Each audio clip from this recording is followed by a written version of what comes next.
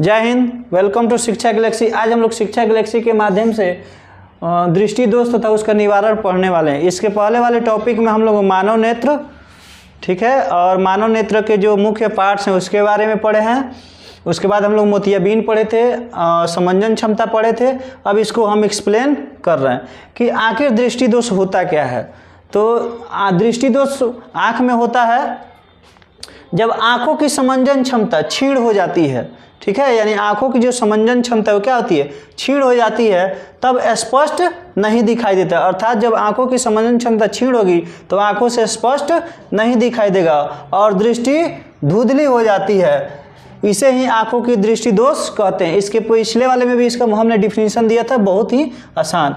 ये मुख्यतः 4 प्रकार के होते हैं: निकट दृष्टि दोष, दूरदृष्टि दोष, जरा दृष्टि दोष, अबिंदुकता। निकट दृष्टि दोष को मायोपिया कहते हैं, दूरदृष्टि दोष को हाइपरमेट्रोपिया कहते हैं, जरा दृष्टि दोष को प्रेस बायोपिया कहते हैं, अबिंदुकता तो एस्टिग्मेटिज्म कहते हैं। अब हम लोग पढ़ें कि निकट दृष्टि दोष क्या है। देखिए, इसमें बहुत ही कॉमन चीज़ है। आप सोच रहे हो कि निकट है तो निकट की वस्तु नहीं दिखाई देगी, नहीं, ठीक इसका उल्टा होता है। अगर नज़दीक है तो दूर का दिखाई देगा और दूर है तो निकट का दिखाई देगा। देखिए, निकट दृष्टि दोष मायोपिया के बारे में हम लोग पढ़ने वाले हैं। आँख का वह दोष जिसमें पास यानी नज़दीक यानी निकट की वस्तु में स्पष्ट दिखाई देती है लेकिन दूर की वस्तु स्पष्ट दिखाई नहीं देती है। अर्थात निकट की वस्तु दिखाई देगा लेकिन दूर की वस्तु दिखाई नहीं देगा। लेकिन क्या कारण होता है कि निकट का दिखाई देगा और दूर का दिखाई नहीं देगा? तो नेत्र गोलक का लंबा हो जाना, अर्थात नेत्र लेंस और रेटिना के बीच की दूरी क्या होता है, बढ़ जाता है। दूसरा कारण है कि नेत्र लेंस का आवश्यकता से अधिक मोटा हो जाना, जिससे उसकी फोकस दूरी क्या हो जाती है, कम हो जाती है, ठीक है, उसकी फोकस दूरी कम हो जाती है, ठीक है। अगर हम कहा जाए कि इसका निवारण कैसे किया जाएगा तो बता दे रहे हैं।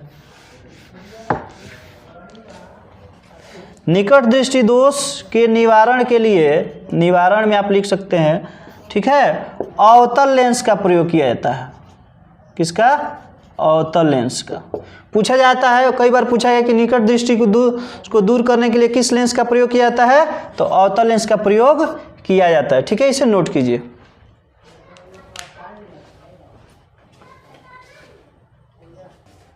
दूरदृष्टि दोष के बारे में हम लोग को पढ़ना है। अब आंखों का वह दोष जिसमें दूर की वस्तु स्पष्ट दिखाई देती है लेकिन नज़दीक की वस्तु स्पष्ट दिखाई नहीं देती है, इसे दूरदृष्टि दोष कहते हैं। अभी हम बताए थे आपको कि निकट होगा तो निकट का दिखाई देगा लेकिन दूर का नहीं दिखाई देगा, और दूर होगा तो दूर का दिखाई देगा लेकिन निकट का स्पष्ट दिखाई नहीं देगा। कारण क्या होता है? देखिए, नेत्र गोलक का छोटा हो जाना। निकट में क्या था कि लंबा हो जाना, ठीक उसका उल्टा है। जो निकट में था ठीक उसका उल्टा है, नेत्र गोलक का छोटा हो जाना, अर्थात नेत्र लेंस और रेटिना के बीच की दूरी क्या हो जाएगा, कम हो जाएगा। नेत्र लेंस का आवश्यकता से अधिक पतला हो जाना, देख रहे हैं, अर्थात फोकस दूरी क्या हो जाएगा, बढ़ जाएगा। इसे दूर करने के लिए उत्तल लेंस के चश्मे का प्रयोग किया जाता है, ठीक है, इसके नोट कीजिए।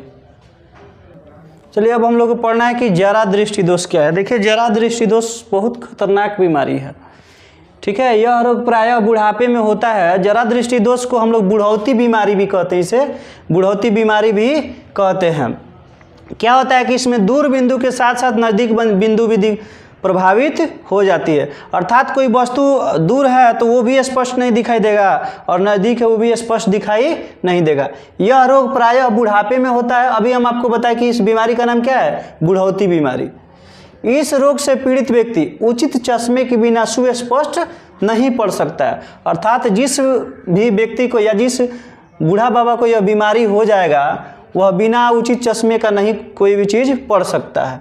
नेत्र लेंस की प्रत्यास्था खो जाने तथा सिलियरी की समंजन क्षमता घट जाने, यहाँ पे होगा आपका सिलियरी पेशियाँ, ठीक है, यहाँ छूट गया है। नेत्र लेंस की प्रत्यास्था खो जाने तथा सिलियरी पेशियों की समंजन क्षमता घट जाने से होता है।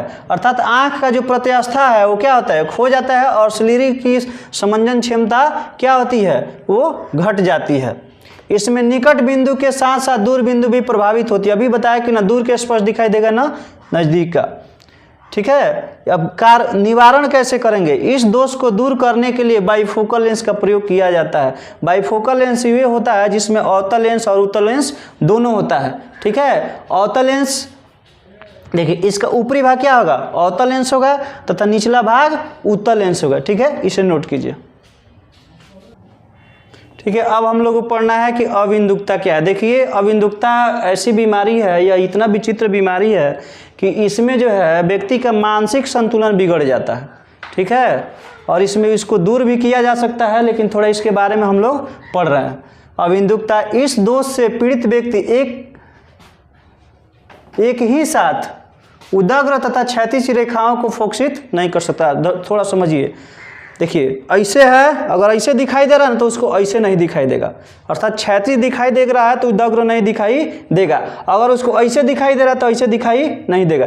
यानी जो वस्तु अगर खड़ा है, खड़ा वस्तु को देख रहा है, अगर वो पट हो जाएगा तो उसको दिखाई नहीं देगा। अगर पट वस्तु को पट वस्तु को देख रहा है तो खड़ा वस्तु को नहीं देख पाएगा। अर्थात ये आपका मार्कर है, अगर इसे देख रहा है ना, अगर ये मार्कर ऐसे हो जाए तो नहीं देख पाएगा। अगर ऐसे वो देख रहा है, अगर मार्कर फिर ऐसे हो जाएगा तो देख नहीं पाएगा, ठीक है। यही बात बोला गया है कि उदग्र तथा क्षैतिज रेखाओं को फोकसित नहीं करता है। यह दोष कॉर्निया वक्रता त्रिज्या सममिति में कमी होने के कारण होता है, ठीक है। यह एक विचित्र बीमारी है। इससे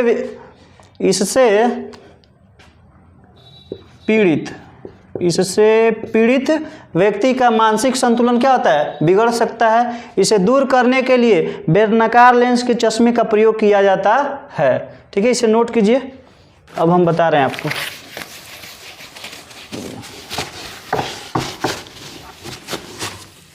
ठीक है, हमने बोला था कि 5 सितंबर के उपलक्ष्य में, ठीक है, मैथ का बैच स्टार्ट करेंगे, ठीक। 5 सितंबर से ही मैथ का बैच स्टार्ट करेंगे। और मैथ कैसे पढ़ा जाता है, ठीक है, उसका आप लोगों को हम झलक दिखाएंगे। फर्स्ट दिन झलक कि मैथ कैसे पढ़ा जाता है।